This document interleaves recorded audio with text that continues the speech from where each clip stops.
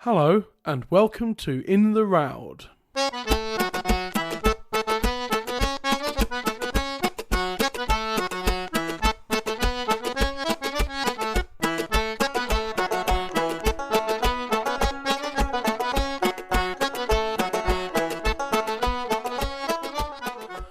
Greetings and salutations, dear listeners. My name is Matt Quinn, and this is In the Roud, a folk song podcast. I'll be your host to guide you through the world of traditional folk song as we go through the Roud Index, one song at a time. Each episode will feature two guests, one providing an historical look at the song, while the other will be a singer from the folk music scene to talk about their own version of the song. If you're new to the podcast, or new to folk songs in general, and are a bit unsure as to what the Roud Index is, fret not. In last week's introductory episode, I sat down with Steve Roud and spoke to him about the index, what it is, and why he created it. That's well worth listening to before diving into the episodes themselves. So here we are at the start of Season 1, which will run for the next 10 weeks. Are you all as excited as I am? Of course you are. Without further ado, let's get going. As you might expect, with this being episode 1, we'll be looking at the song labelled Roud 1, which is the ballad The Raggle Taggle Gypsies. Later on, we'll hear from the singer Jon Boden and his version called Seven Bonny Gypsies. But for now, let's take an historical look at the song from the creator of the Roud Index himself, Steve Roud. Steve Roud, welcome to In the Roud. Hello there. Hello, how are you doing? All right. Fine, thank you. Good. First of all, thank you ever so much for agreeing to do this and for agreeing for your name to be in the show title as well. So let's just crack straight in with this is episode 1. So we're talking about Roud 1, which is the Raggle Taggle Gypsies. Go. First thing to say is why is this Roud number 1? And that's because it was the first song, when I started doing the index, it's the first song that caused me a lot of problems as an indexer, basically because it's got so many different titles. It's got and variant spellings of those titles. No, Raggle Taggle Gypsies, the Gypsy Laddie, Seven Yellow Gypsies, Gypsy Davy, and so on. There's at least 50, probably 100 different titles and spelling. Wow, the word gypsy can be spelt 6 or 7 different ways. So it was this song that made me think there must be a better way of referring to all these other versions than keep writing out all the list of titles. So I came up with a numbering idea. So that's why it's number 1. No other reason in that it was it's a problem for indexers. And, sure, yeah. And it made me invent my new system. And I'm glad I did. Otherwise, we couldn't do these podcasts in proper order. Sure, yeah. So was this song? You've just said there's so many versions of this, so that must mean that this song was phenomenally popular and quite widespread. Then. Oh yes, certainly. The numbers that we quote when we're talking about history of folk songs are always very iffy, because it depends on your definitions and so on. But I would have said that of the child ballads, the ballads that are in child's traditional English and Scottish popular ballads books, of the child ballads, this one is probably the third, maybe the second most popular within the tradition from the evidence that we've got. After Barbara Allen. Barbara Allen is way in lead as the most popular ballad. And we'll come to that. We'll come to that later. A lot later on in this podcast, if we get that far. But so second would either come the sort of Seven Nights Drunk, Our Goodman kind of song. Oh wow, okay. Yeah. But often that's not reported because it's rude, so a lot of collectors didn't collect it. But the Gypsy Laddie or Raggle Taggle Gypsies comes second or third, definitely. I've got 800 references to it in my index. Wow, So 800. that includes all the broadsides and the songsters, of course. It's not 800 traditional singers, but Sure. from that point of view, it was popular, and it's known all over Britain and Ireland, and especially in America and Australia and Canada and so on, wherever English Wow, spoken. an international ballad. It certainly is. Yes, certainly was. All the collectors came across versions of it, and uh, in the post-war period, the 1950s onwards, people with their tape recorders, we're fortunate that we've got lots of recordings because the early collectors wrote things down. After the war, with recording technology, we've actually got the performances, and we've got dozens and dozens of them. So that's really good. Indeed, so yeah. So how far back does it go then? What's the earliest known versions? Are they? I guess that in terms of what we know about, they might be printed sources rather than sung sources that go back further. Yes, normally with this kind of thing, we have to start with the printed evidence because that's all that survived. Sure. But sometimes we have somebody's written a text in their diary or in a letter or in a manuscript. So we do have evidence from other than printed sources sometimes, but normally the printed source is the only thing we can date. And in this case, it's all a bit murky, the beginning. As with quite a few of the ballads, the actual beginning is contentious. There's some things we do know, that the first actual printing of the song as recognizable, with this story, as it were, is 1740 in Scotland in a book by Alan Ramsay, sorry, a book called The Tea Table Miscellany. Now, Ramsay was a poet, and he buggered about with all the songs that, so we're never quite sure what he wrote and what he adapted from other people. Okay, sure. But 1740, we know the song existed in Scotland, but there is a broadside which might be 1720, but somewhere around that time, printed probably in London, obviously the same song. So, in other words, our first evidence is 1720, 1740, around there. Wow, so that makes it 300-ish. Virtually 300 years ago. That's amazing. Except for a bit of evidence which I'll talk about in a minute, because that's the tune rather than the text. This is what I mean by it all being a bit murky. Okay, yeah. So one of the interesting things about those two earliest references, the Alan Ramsay one, the Scottish one, and the English broadside, we don't know which came first, but they're not exactly the same text. The Ramsay one, for instance, doesn't have the bit where the Lord and the Lord says to the lady, "Why did you do it?" and that sort of thing. That dialogue, which is important in the song, it's not there. Oh, okay. And in the broadside, there's second verse. It always makes me laugh. There's a line which in the Scottish version says that the gypsies cast their glamoury over the lady. In other words, they cast a charm. They bewitched her, cast their glamoury, which is a Scottish way of saying, to the opposite of cursing somebody, to charm them. Okay. In other words, they did it with their supernatural powers, as it were. Oh, so now, a bit of supernatural stuff in there as well. Well, yes, but of course at that time, gypsies, as now, one of the stereotype of gypsies is that they can tell fortunes, and they do have power. I'm doing in inverted commas, but you won't see that. Powers over people, powers of persuasion, put it that way. Sure.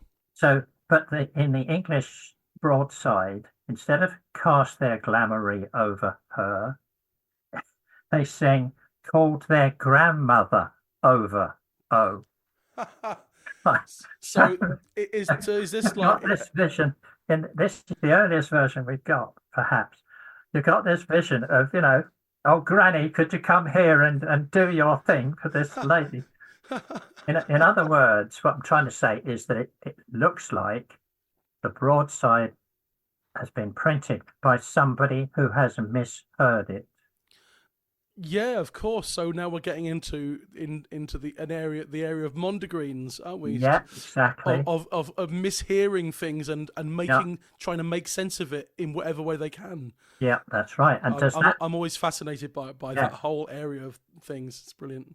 Does that mean that the song existed earlier in the oral tradition, or was somebody reading it out to the printer?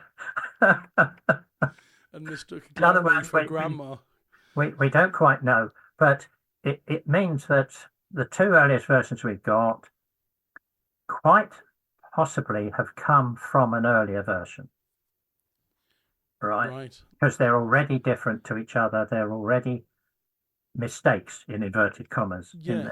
So that kind of almost proves that it goes back further than. Yeah. It doesn't prove it. Well, nothing proves stuff in our world. Nothing's proved. Quite true. But yes. It's an indication. Yeah. And there's one other thing that might take it back another 100 years. Okay. Which, it's just quite important, really. A lot of the versions have the name of the Lord as Lord Cassilis or something similar. Okay. Right. Now, there was an Earl Cassilis back in the 16th, 15th century and so on. So there's a legend that it's a true story about his family, about a particular Earl or Lord. Now, the Cassilis in the song, it may be a mishearing for Lord Castle or the Lord's Castle. Right, so we don't know if the castle came before the Cassilis. But are you still with me, people? I'm here. Well, I'm here anyway. Yes. Back in about 1630, there's a tune in the Skene manuscript, a Scottish manuscript, called Lady Cassilis's Lilt. Right? No words to it. We don't know if it's our song, but it's the tune in the manuscript is quite similar to one of the tunes that was sung in the 18th century. Wow. So it's possible that this tune from 1630 proves that the song existed a good 100 years before the printed text. Wow, that's fascinating. Yeah. So when I said it was murky, I really you weren't lying. You weren't lying. Wow. But to sum it all up, it's probably Scottish. Most of the early versions are Scottish, but the English versions come along very quickly after it.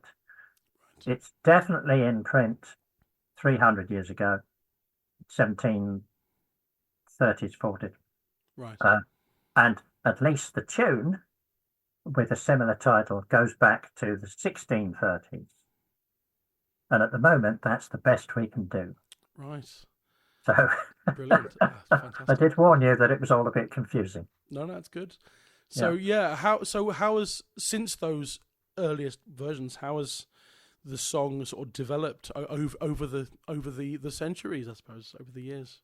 Well, again, this is an interesting example. I always say that certainly in England and Britain and Ireland in general, the tradition has been quite conservative when it comes to songs. Although we know that songs do change, people leave bits out, people add bits over the years. In general, people have kept to what they learnt. Because if they didn't, our songs would be so different that you wouldn't even recognize that they were the same song. If everybody changed it completely, it would have, they would be wide apart. Whereas our versions, the story itself is remarkably stable. That's the thing that people like about it, is this story of the highborn lady running off with a lowborn gypsy traveller, working class chap whatever, Yeah. whichever way you look at it. And then the Lord chasing after and saying to her, you know, why have you done this? You come home now. And she says, no, I'm going to stay with my gypsy.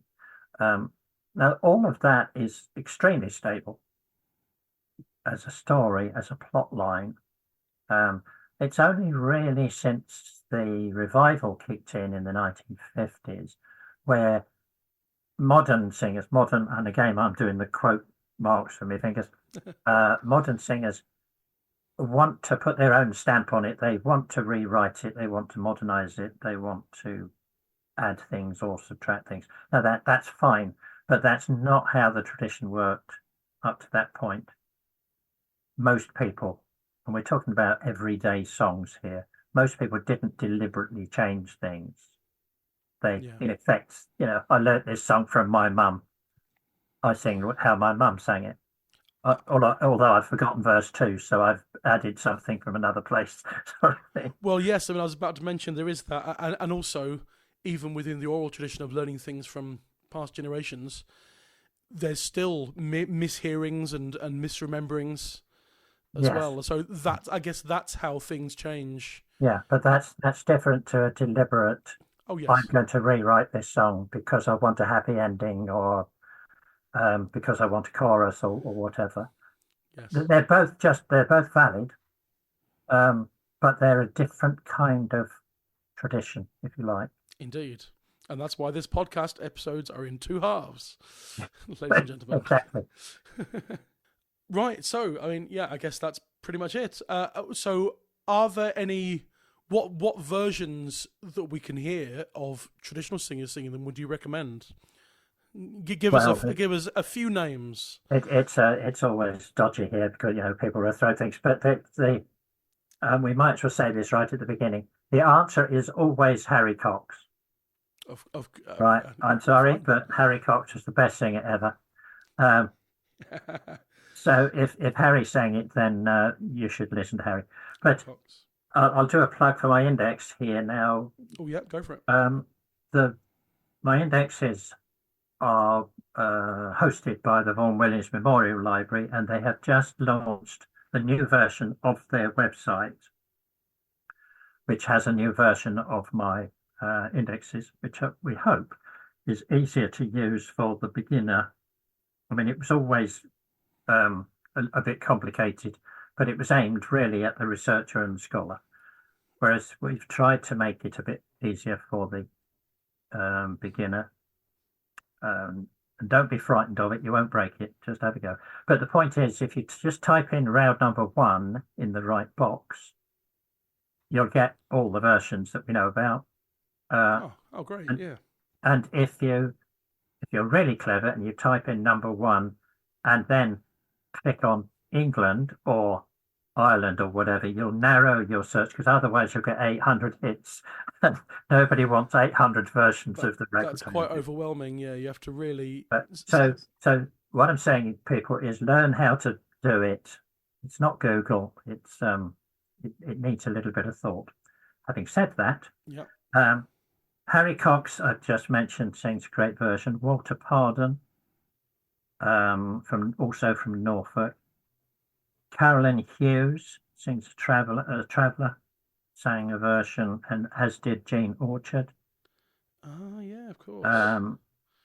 This song was particularly popular with travellers, for the obvious reason that it's about travellers, and they are, in effect, the heroes, if you like. Well, it depends which way you look at it. Stealing somebody else's wife is not necessarily heroic. And a lot of the earlier versions end up with the gypsies being hanged at the end.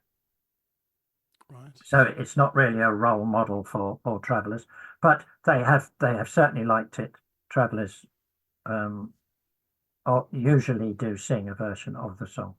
So as I say, Carolyn Hughes and Jean Orchard, you can find those just by going into the index. Yeah. In America, even people like Woody Guthrie used to sing it. The Carter family, the founding family of country music. Oh wow! Okay. People like Texas Gladden, Lena-born fish. Again, just type in Round 1 USA or Canada and you'll find all those. And as I say, although they all have different titles and a slightly different take on, who's the goodie and who's the baddie, the stories are really pretty stable across the English-speaking world, really. So is there anything else you want to mention about the song, or is that everything? I think that's pretty much it. It's in some ways it's an archetypal song. It obviously has to be popular, really. Yeah. And as I say, because of the stable storyline, people have found it satisfying as a song. I mean, a good ballad, we expect ballads to tell stories. Yes. We expect stories to have a beginning, a middle, and an end. Now, I'm not talking about modern fiction. I'm talking about, for the last 500 years or so, Sure, people have expected songs to make sense. And certainly traditional singers in England will know full well if a song doesn't make sense, and they'll apologize for it. And they'll say things like, there's a bit missing, but this is all I remember from my mum or something. Anyway, the point about this is that it is a satisfying story, whether you like the subject, of adultery or not. It is like a little novel, and I think that's one of the reasons why it's been so successful. Right. That it's satisfying at that level. Obviously, it's also got to have a good tune. And we haven't even talked about the tunes. The Bronson, who wrote the books, the traditional tunes of the child ballads, he gives 128 different tunes. Wow. So that's probably more than anything else except Barbara Allen, as we mentioned. In other words, there's a lot of those tunes will be very similar, but they tend to be good tunes. There's not really many in there that you'd say, oh, that's a bit feeble. They tend to be, again, satisfying. So it's that combination of tune and story, right, that makes for a good ballad. And if it's a good ballad, people will have sung it. That's the way it works. That's the way it works in our world. Of course. There's actually something I'd like to pick your brains about in terms of terminology, because you're talking about ballads and stories and things, and whether you have a proper opinion about this or whether you just dismiss this and go, well, that's silly.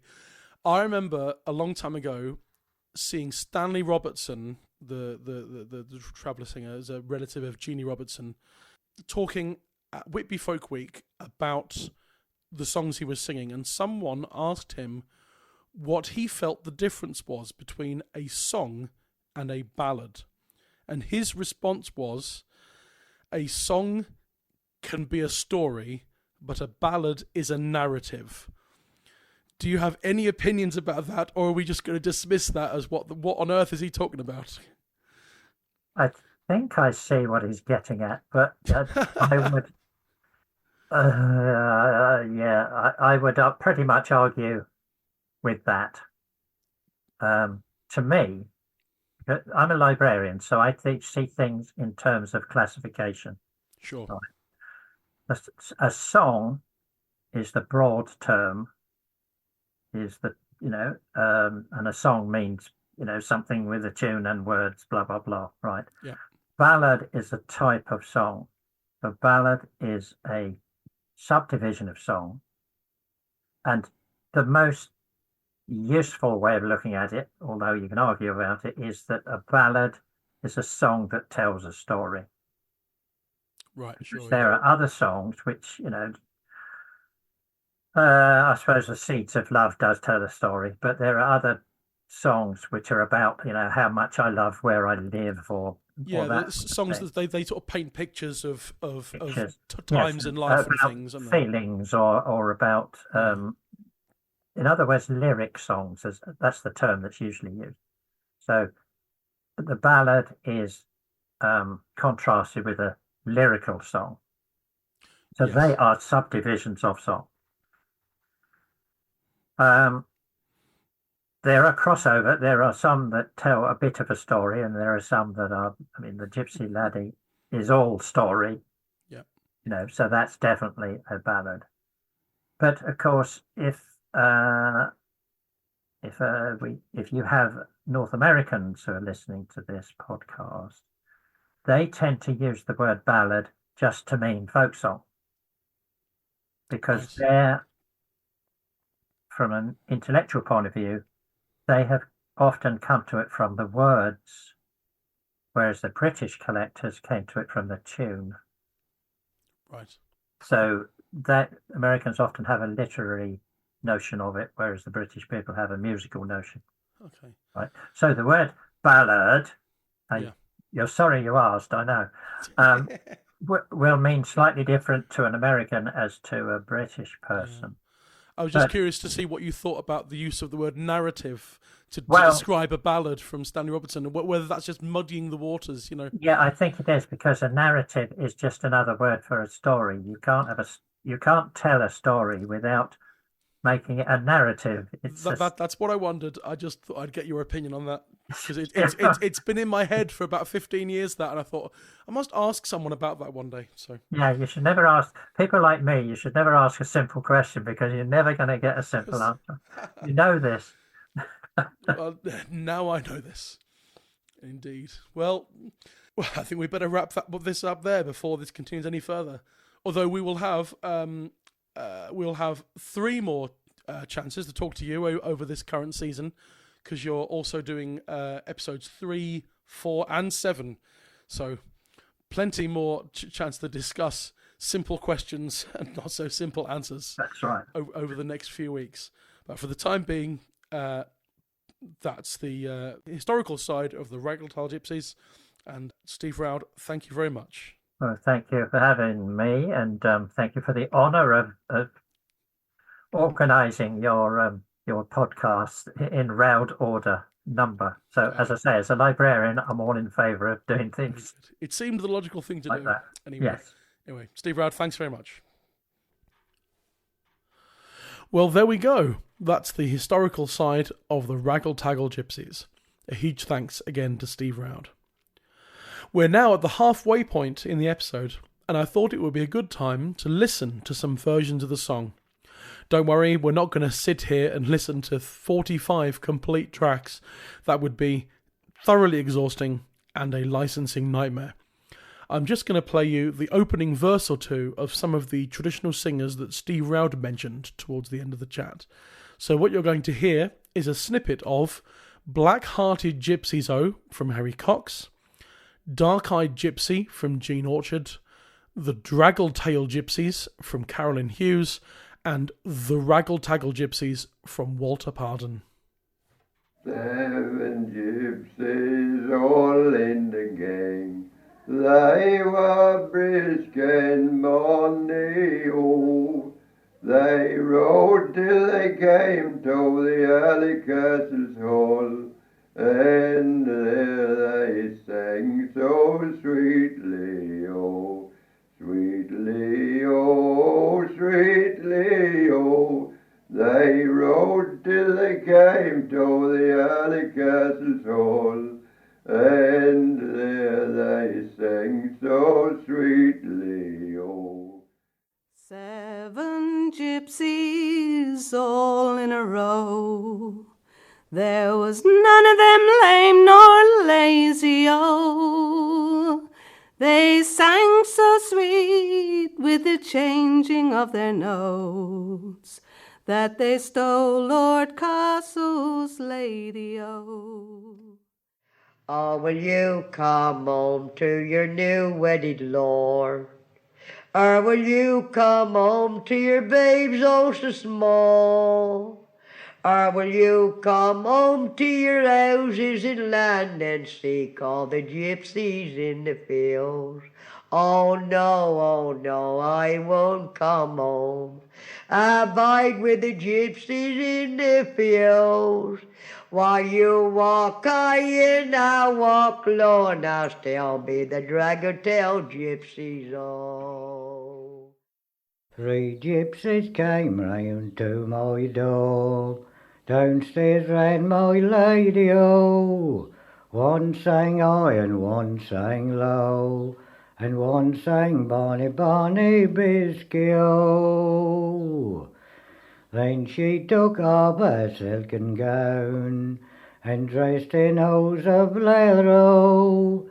The dirty rags around my door, she's gone with the Raggle Taggle Gypsies O. And I'll put the links to all those tracks and the albums they're from in the episode notes. On to the second half then. I sat down with Jon Boden to get his thoughts on the Raggle Taggle Gypsies and to talk about the version he sings called 7 Bonnie Gypsies. Jon Boden, welcome to In the Roud. Thank you very much, Matt. It's lovely to be here. And thanks for agreeing to be the first of our singer guests on this season. Yes, I'm very honoured. I feel very honoured. And also to be in an episode with Steve Roud as well. Yeah, the legend that is Steve Roud, indeed. Without whom, we wouldn't be doing this podcast for a start. Yeah. But anyway, let's get straight in. So first of all, tell us a bit about yourself and your sort of history with folk music. How and when did you sort of come to it? Well, I didn't grow up with it in the way that quite a lot of performers, yourself included, did. You know, I didn't. Yes. My parents aren't performers, unusually, and indeed weren't really involved with the folk scene. So the first time I went to a proper folk club was when I was about 21, when I first went to the Lewis Arms Folk Club, in fact. But so I'd sort of so I kind of didn't grow up in the folk scene, but my parents did have a few folk records sort of in the mix. With other stuff, so you know, alongside the classic 80s childhood upbringing of Dire Straits and Paul Simon, there was some Steel Eye Span and Planksty as well, who we'll probably come on to. But so I just kind of I just enjoyed listening to it whenever my parents put it on, and then when I was a teenager, I kind of just got more interested in it. I think because I got into Led Zeppelin, and then sort of through Led Zeppelin into who's this Sandy Denny person who's singing on this track, and then she's in Fairport. And that links to Steel Eye Span. And Steel Eye Span links to these people. You know, so I think once you start getting interested in the folk scene, all these different sort of links between all the different artists and different bit of the folk scene is actually quite compelling. You know, it kind of draws you in, it sucks you in. So I just kind of grew from there. But the other thing that got me into it was going on a thing called forest school camps as a kid, which is a bit like what people call forest school these days, but it predates the kind of current forest school movement. And it's actually from between the wars. It was a thing that was set up as a school, and then it became after the Second World War. They started having summer camps as sort of reunions, and that turned into this sort of big kids camping charity. So basically, just lots of singing around campfires of various types. Yeah, because this is weird, because I until I first heard you mention it, how many years ago, but you mentioned it once, I'd never even heard of it before. No, it's quite a weird little, I mean, it's quite a small organisation, and it's fully voluntary, so it can't expand. You know, it's sort of reached the limits of its administrative abilities as a purely voluntary organisation. So, and it's it's a lot of North Londoners basically. So, so Simon Emerson, who people will know from the Afro Celts and Imagine Village, I knew him from forest school camps before. Oh wow! I knew him as a musician, and Sam Lee is the other folkie who comes from the sort of forest school camps route. But yeah, so it's basically a weird sort of communist Boy Scouts cult, basically. Okay, right. But with good singing. So I think that's that's kind of where it came from. And we don't. I mean, getting onto this song, we don't. Well, I was going to say we don't sing this song, but we do sing the Gypsy Laddie, which is the Gypsy Rover, which is a kind of, I guess, a 1940s kind of version of it. Do you know that one? The Gypsy Rover came over the hill, down through the valley so shady. Oh yeah, that rings a bell. He sang till the greenwoods rang, and he won the heart of a lady. So it's slightly different because at the end it turns out he's not a gypsy; he's actually a lord pretending to be a gypsy, which is slightly dodges the, sort of slightly ruins the point of the song. But there we go. But yes, indeed. So that is probably, I guess, no, that isn't the first time I heard the song, but that's probably the first time I sang the song, was singing the Gypsy Rover on camp. Sure. Well, that answers the beginning thing of the next section, really, is how and when did you come across the song and all that sort of thing? Yeah, well, as I say, I mean, that I probably the first time I sang it was that version, but that I didn't start camping until I was 12 or something. So I think before that I would have heard it. I would have heard Blackjack Davy by Steel Eye Span because that was on the. We didn't have that many Steel Eye records, but we did have Original Masters, which is a really good double album. This is in the days of vinyl, of course, and the first time round for vinyl. So yeah, we had a double vinyl of Original Masters, which is sort of a compilation. Well, it is a compilation, but it only took. I think it only went up to sort of about 74. It was one of those greatest hits that you get that, were put together, not realizing that they're only sort of 10% of the way through their performing career. Yes, you get that. I've got one, a Fleetwood Mac one, which is just after. It's just Peter Green basically, and it's like greatest hits. It's like yeah.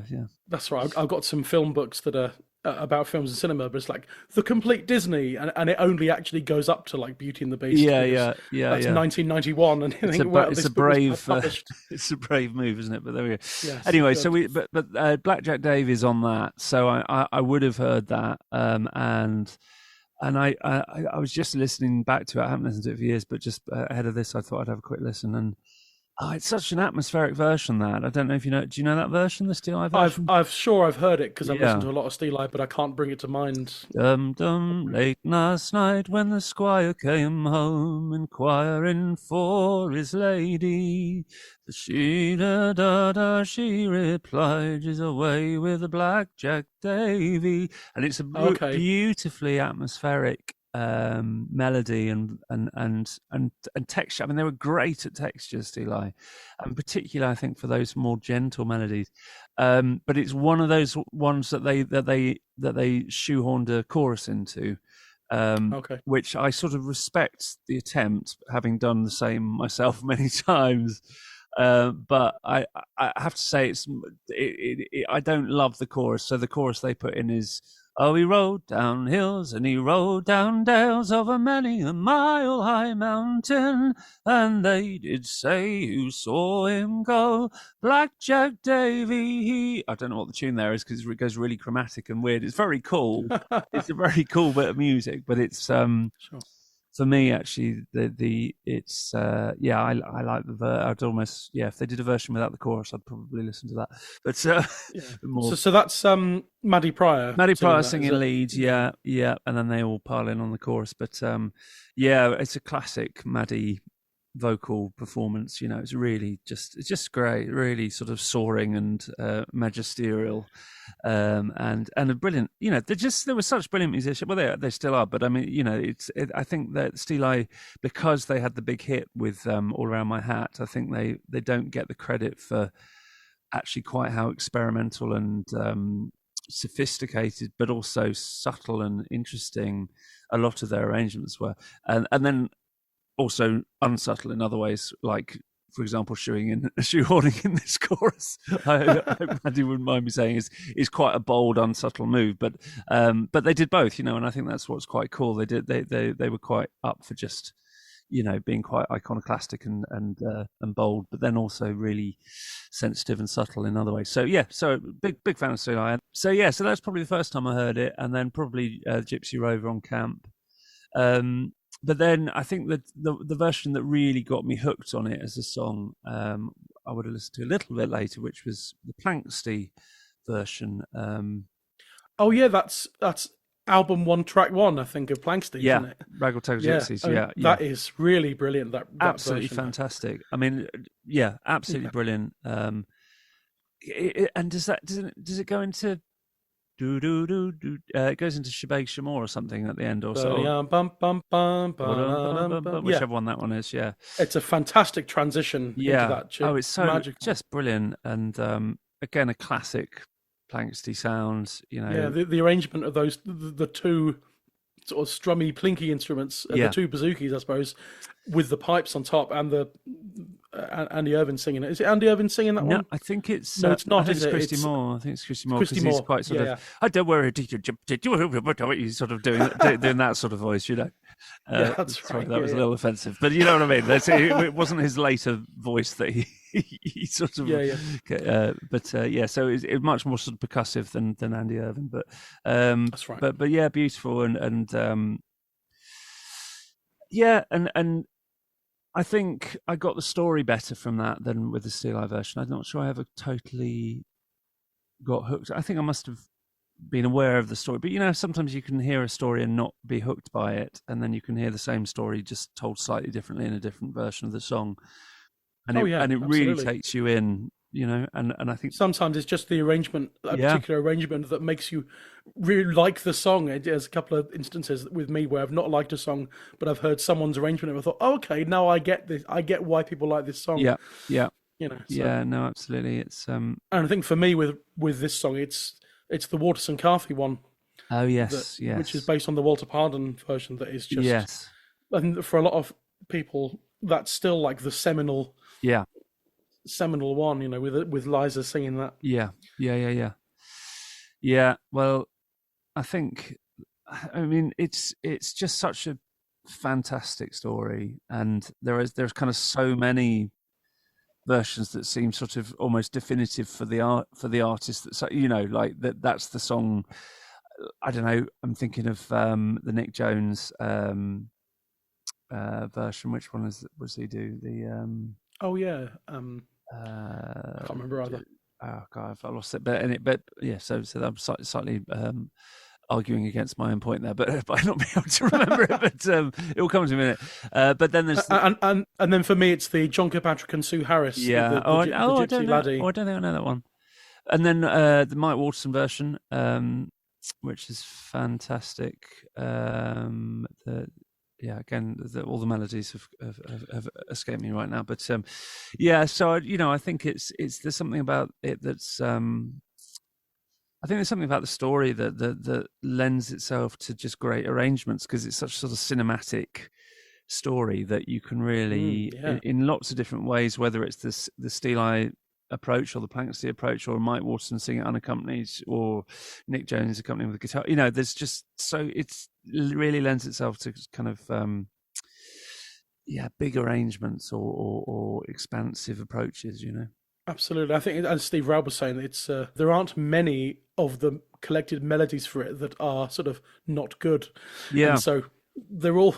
It seems that the majority of them are really good melodies. Inspires. And so you can do a lot of stuff with them. Yeah. I think the other thing with it is, as a story, as well as its sort of cinematic quality, I think it's got this really interesting kind of social aspect or sociological aspect, where you've got this kind of real tension between the fact that the gypsies are the kind of the outsiders, and they're the kind of, in many versions they're the kind of baddies, and they're kind of in some versions they bewitch her, and there's a sense of them as a kind of demonic outside force that you have to protect yourself against. So there's a sense of it being a cautionary tale in that, don't open the door to the gypsies, daughter, kind of thing.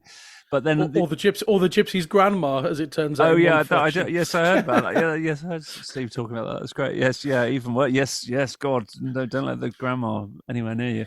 But the idea of the gypsies being sort of the demonized and the baddies seems to me slightly at odds with the fact that the gypsies and traveller singers were the ones who really latched onto this song, and they all had versions of it. Yeah, which I think also speaks to that sort of ambiguity, which is that alongside alongside that, you have this tremendous sort of sentimentality, or there's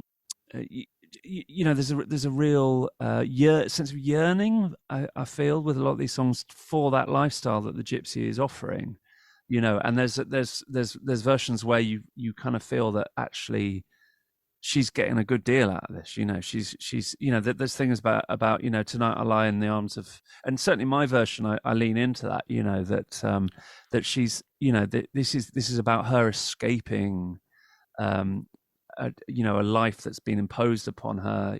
She's not, one assumes it's an arranged marriage with her lord.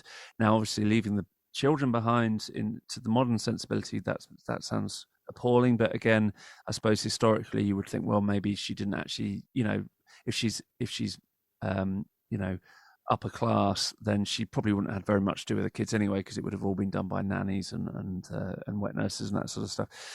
So you kind of think actually there is this sort of yearning to escape and from the structures of society, and you get that in lots of other songs about itinerant characters. The song we do, me and John do, Tom Paget, which is this kind of like sort of celebration of the freedom of being a beggar, basically. A beggar. A beggar I'll go as well. Basically a version of that, yeah. Same with that, yeah. And I think there's a real interesting tension in that between who do we sympathise with, and then you also kind of feel sorry for him, the Lord, as well, because he's, although one assumes again this is an arranged marriage, that's not necessarily his fault. He's in an arranged marriage as well, and he's losing everything in this situation. So it's like it's just a kind of fascinating and unusually sort of rich emotional landscape, I think, for a traditional narrative ballad. I think often narrative ballads are quite, this happened and this happened and then they all died, or some horrific thing happened. That's not inaccurate. But it's very much driven by narrative rather than that sense of an emotional life of the characters. And I think there's a really strong emotional life in all the characters in many of these versions. So your version then, which was 7 Bonnie Gypsies, right? Yeah. Was that, and that's on an album you put out, Rose in June. Yeah. So what's the story with that then? From its take us on the journey from where you started with an arrangement of that through to how it ended up on the album. I can't quite remember where the germ of it came from. I think it may have been the melody first.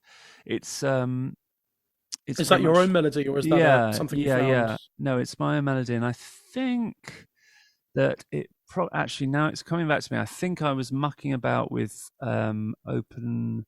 Was it G sus4 tuning and guitar? The one that Martin Simpson uses that isn't okay. Is like he uses C sus9 and G sus4, I think. Anyway, so it's that one. It's basically open G, but with a C rather than a B. So I was just mucking about with that, I think, and I think I came up with the melody that way, which, as I say, is not how I normally do these things, but actually I have found that over the years, actually, if you try a new tuning out, you quite often come up with something for the new tuning, or indeed a new instrument quite often. So. Yeah, I know people who write tunes. The fiddler Jim Eldon has this method of writing new tunes, because if you just write tunes all the time, you're going to fall into the same sort of melodic traps every time you write a new tune. Yeah. So he always writes a new tune in a key he can't quite play in. That way his fingers don't naturally fall in the same patterns. That's exactly the same. Yeah, that's the same kind of thing. So I think that's where it started off. Just the guitar, the melody, but as harmonized in that by the guitar and that sort of tuning. So. And then I think I was just looking around for a song to put with it. And then I can't remember what order it is, because I've pinched. So we were talking about shoehorning choruses and of course I'd forgotten when I was saying that I did. Actually, this is one example of where I've done exactly that, because the chorus is from a different ballad. It's from. I was going to ask, where's that from? Or that's from Sheath and Knife, I think, which again is I know from Eliza. So she recorded It's whispered in parlour, it's whispered in hall. Oh, the broom bloom's bonny, the broom bloom's fair. Lady Charles with Anne all among the ladies all, and will never go down to the broom no more, something like that, which is on Heat, Light and Sound, I think, her second solo album. Oh yeah, way back, yeah. Yeah, which is a lovely song. Well, I think it's a gruesome incest murder. It's a lovely gruesome, lovely gruesome I can't song. quite remember what happens in it, but all us folk is just immune to the gruesomeness of all these songs. We just lovely in the sense of in the understood sense. Anyway, yes. So I think I just the Broom Bloom's bonny, the Broom Bloom's fair. It's just it's just a good sort of floating, slightly meaningless, but also paints a sort of word picture, kind of a phrase. So I think I just grabbed onto that for the chorus, and so the chorus is the broom bloom's bonny, the broom bloom's fair, and then the last line is I've just written, which is and where'er it blooms, my love lies there. So that, as I say, it's sort of leaning into the emotional life of the character. So that's obviously the Lord speaking, but then there's also what I quite liked about it is, of course, you could then at the end, when they're sort of going off together happy, it could also be the gypsy laddie who's sort of saying wherever my love lies wherever the broom bloom's fair, because also that's where he's lying, so it just kind of seemed to fit. So it's an imposition. I'm sure Steve would be very disapproving of this sort of folk song for use, as he'd call it. But I mentioned your chorus to him, and he said, "Yep, that's not a Raggle Taggle Gypsies chorus." That's all he said. Yeah, so, it doesn't matter though, and he is accepting of that. It's fine. Yeah, no, I think he gets he understands the score, but yeah, so that's where that came from, and then the melody, as I say, is of the verses is mine, but then the words I don't quite know which version they're from, to be honest. I think they might just be remembered from various different versions. So they might. I'm not sure. I'm sure you could analyse where I pinched what bit from. I mean, I've certainly changed a few bits. So so I deliberately changed it to 7 Bonnie Gypsies. From I think to begin with, I was singing 7 Yellow Gypsies, which is the Nick Jones version. So again, I don't know. I thought that just added too much of a, then it sort of becomes. I mean, well, it's racist for a start. So yes. You would be careful. I think the only reason to sing those words is if you want the song to be about racism, which of course it is. So I think I wouldn't condemn anyone who wanted to sing 7 Yellow Gypsies, because if you want to confront the fact that a lot of folk songs are racist, particularly actually against gypsies, because in terms of racial differences in the 18th and 19th centuries, they were the most present other race. There weren't a lot of non-white people around. Yes, I guess it depends which way you're going with the sort of the message of the song, I guess, because there's other versions. We on the podcast briefly heard a bit of Carolyn Hughes' version, which is the Draggle Taggle Gypsies, and I only recently found this out. The Draggle Taggle turns up in I found an online book of old Sussex dialect, and Draggle Taggle means slut, essentially. So yeah, and so it's in that Copper song, isn't it? Draggle Tale. Well, it's not, but it's in Dame Durden. Dame Durden, that's what I mean. Yes, the Copper family have got, slight tangent, is that Dame Durden kept 5 serving maids to carry the milking pail. She also kept 5 labouring men to use the spade and flail. 'Twas Moll and Bet and Doll and Kit and Dolly to drag her tail, is what the Copper family sing. But I have heard another version that is and Dorothy Draggle Tail. Okay. So I wonder when or how, whether that's a mishearing of Dorothy Dragtail, or whether someone said, let's not sing Draggle Tail anymore. Let's change that to Drag her tail, yeah. to drag her tail, Yeah. So it's definitely. What I dislike about it from a sort of narrative point of view, leaving aside the racism, is that it immediately makes them. If you're disparaging them in that way, then in terms of the dynamic of the song, then that's already putting them in a category from the point of view of the song, if you see what I mean. So regardless of where you as a singer are standing, in relation to the use of that racist language, the song itself is clearly putting them in a sort of a derogatory position.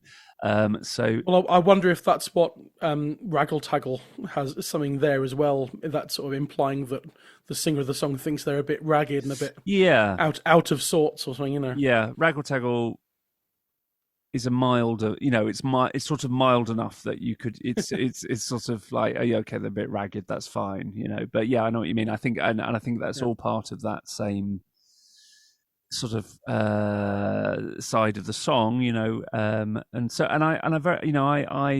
as I say, what I'm interested in the song is actually the ambiguity of it. So by changing it to Bonnie Gypsies,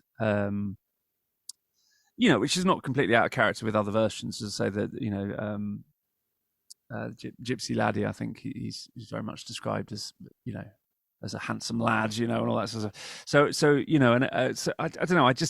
I felt it lent into that ambiguity, because then the and also the sense that I wanted the listener to be left with the sense that actually this was a genuine relationship between the gypsy and and his now lover. I didn't want it to be, oh, they've bewitched her with their amazing whistling or whatever, their amazing grandmother, or with the grandmother, yeah. And I mean, there's still the singing, there's singing so sweet, but that's all right, because I as a singer, of course, we like the idea that you might be able to,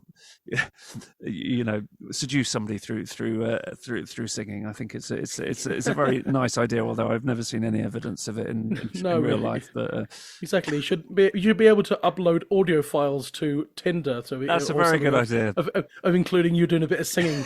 Yeah. Don't go out with this. Don't go on a date with this person until you've heard a bit of their singing. Yeah, until you've heard the version of Raggle Taggle Gypsies. Raggle Taggle Gypsies. Yeah, I think you might understand. I think maybe your podcast should branch out into dating matchmaking. Apps. Yeah. Matchmaking in the well, maybe not.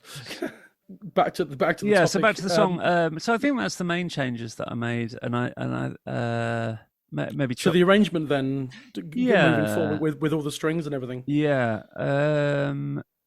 So yeah, I was singing. I think I was singing it occasionally on solo gigs, but I don't think I've done very much with it.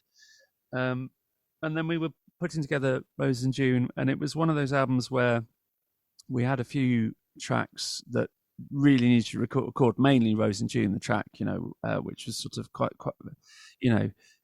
a key part of the live set, and we'd never recorded it. So it's like, well, we really need to record that, but so it was kind of a question of finding other tracks to go on it rather than having a big concept So that was one that was I had sort of just kicking around that I wanted to use, basically. And one of the ideas with the album was very much to do the full 10-piece lineup of the band, which is with 3 strings and 2 brass, and so I kind of consciously arranged it for that album to have that expansive strings and brass sound. Is there brass on it? I can't remember. I think there is a little bit. It's more focused on the strings, but there's a little bit of pad towards the end. Yeah. So and then actually I've done it quite a lot with just me and the strings over the years, because it works very well. Oh, that was the other idea, actually. I'd forgotten about that. But I've always liked the idea with the Remnant Kings. One of the original ideas with the Remnant Kings, I really like the idea of having a rock band that everyone could put their instruments down and pick up a fiddle, you know, Sure, or a cello, or whatever, you know, and just turn into or a concertina. Well, no, but yes, but specifically, I like the idea of a rock band that could turn into a string quartet, I suppose. And we've done a bit of that over the years with Rigs of the Time and stuff like that. But yes, so it's all strings, I think, isn't it? There's no Rob Harbron's on violin, and obviously Sam's on violin, Paul's on violin, and so it's all strings for the main band as well. Right, yeah. So as well as the three sort of dedicated string players, which is Helen Bell and Morven Bryce. Oh no, it wasn't Morven on the studio. It was Hattie and Lucy Revis. So yeah, so it was sort of it was kind of a string-tastic sort of thing. Yeah, well, it's a great sound. I really like it. Thank you. Anything else we haven't touched upon in terms of the song or your arrangement of it or anything? No, I mean, I think that's it. I mean, the only thing I am kind of interested, I suppose, in is with that song is songs that are sort of like it but not quite. Like I think Willie the Winsbury is kind of similar kind of vibe. Oh yeah, you know? and then that branches off into a completely other story. You know, right? Yeah, to do with the baby and yeah. Is it the baby? No, I'm thinking a different one. What am I thinking of? I don't know what I'm thinking of. Move on. Well, I don't. Yes, no, I'm not sure. But yeah, just that sense of the you know the woman being stolen away, and then but then also so that's sort of the more romantic end. But in those versions, as we mentioned, that quite often they turn out to be a lord at the end, which is a cop out, I think, because it's you know it's much better when it's like actually a you know a class. The class divide being bridged, I think, at the end in a positive way, you know. And obviously, some versions it's seen as a bad thing, but I like it when it's seen as a good. But then, of course, on the flip side, you get some versions like going back to Steel Eye, where we started it with Long Lankin, which is sort of the opposite end of it, which is again this sort of demonic outsider coming in and killing everyone, you know. Which is I don't know. I know it's a different song, but I kind of feel like somehow maybe that's what I'm thinking because they kill a baby with pins, that's the whole point. Maybe that's where my brain was going. Yeah, and I've always felt that there was some kind of link between them, those sorts of songs, and that somehow the Seven Gypsies sort of sits in the middle of a whole kind of genre of these songs, which go from the sentimental glamorization of the outsider all the way to the demonization and you know of you know the murderous outsider. So yeah, but it's great. It's all good. All good. Okay, so what other versions of this recordings would you recommend from? So we had Steve Roud recommended some of the traditional singer versions. I quite like to get the singer guest to recommend some modern, in inverted commas, versions. So we mentioned Steel Eye Span and Plankstein. Yeah, I think I kind of mentioned most of mine, really. Steel Eye Span. I was trying to think of Bellamy. I don't think Bellamy ever recorded this one, which is very odd. I know. I try to think of myself. I don't think he did. So I would normally just sort of immediately recommend his version of anything, but I don't think he did. Oh no, I think you've got me now. I think that's all the ones that I can think of. I mean, there's some good American versions, isn't there?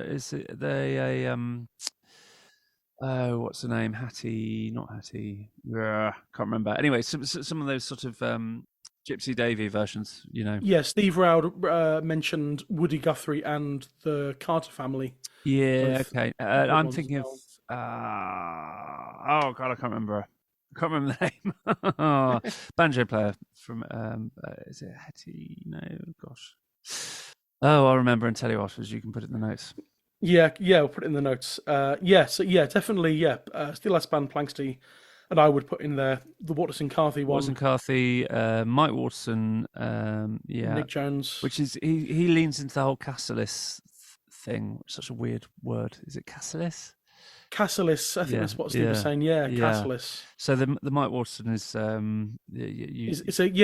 because that might be a mishearing. Is it Lord Cassilis or is it the Lord's Castle is just over there or something, you know. Yeah, right.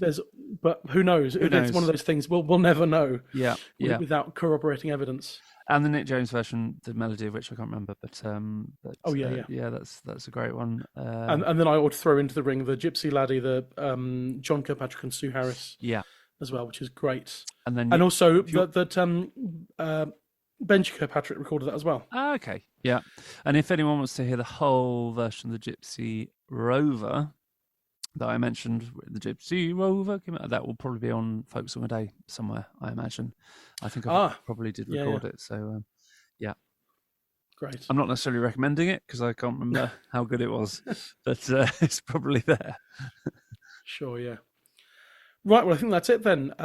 So you provided us with an unaccompanied performance of your versions of Bonnie Gypsies. So once we say goodbye, we'll hear that, and then that'll be it. So, Jon Boden, thanks very much. Thank you very much. Well, there's 7 bonny gypsies, and they're all in a row. There's none of them lame or lazy, and they sang so sweet and so complete that they won the heart of a lady. And the squire came home on a summer's night, inquiring for his lady. And the servant girls replied to him all, "She's away with the gypsy laddie. The broom blooms bonny, the broom blooms fair, and where'er it blooms, my love lies there. Go saddle for me the bonny grey mare, the white was ne'er so speedy, that I may ride on a long summer's night to search for my bonny lady." And he rode east and he rode west, and he rode late and early, until he spied his own wedded bride in the arms of the gypsy laddie. The broom blooms bonny, the broom blooms fair, and where'er it blooms, my love lies there. Oh, how could you leave your house and land?